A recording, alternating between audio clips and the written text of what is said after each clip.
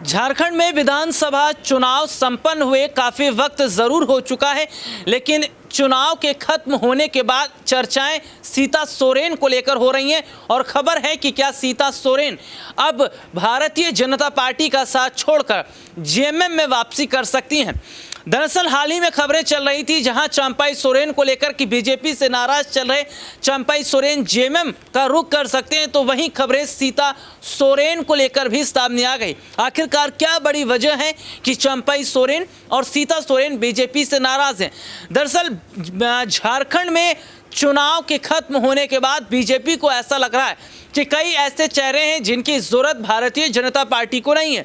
उनमें चंपाई सोरेन भी हैं, उनमें सीता सोरेन भी हैं और सीता सोरेन ने सीधे सीधे तौर पर बीजेपी पर आरोप भी लगाए हैं। उन्होंने सीधे तौर पर यह कहा कि बीजेपी जो है वो अब उन लोगों से दूरी बना रही है जो लोग उनके काम के लिए नहीं है। यानी कि जब ज़रूरत थी तो बीजेपी हमारे साथ थी और बीजेपी हमारे साथ मिलकर काम कर रही थी, लेकिन अब देखा जा रहा है कि सीता सोरेन ने सीधे तौर पर मोदी शाह पर, पार्टी आलाकमान पर जो बड़ा आरोप लगाया। उन्होंने कहा कि मतलब की राजनीति भारतीय जनता पार्टी करती है।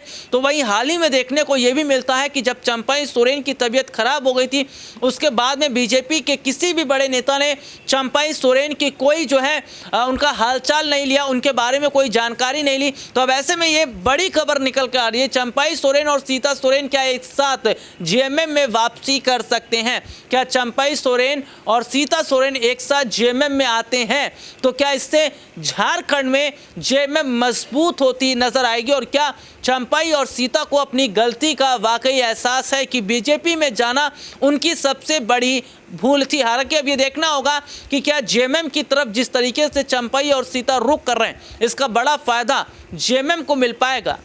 आज के लिए इतना ही, आपसे फिर दोबारा मुलाकात होगी, तब तक के लिए इजाजत दीजिए, नमस्कार।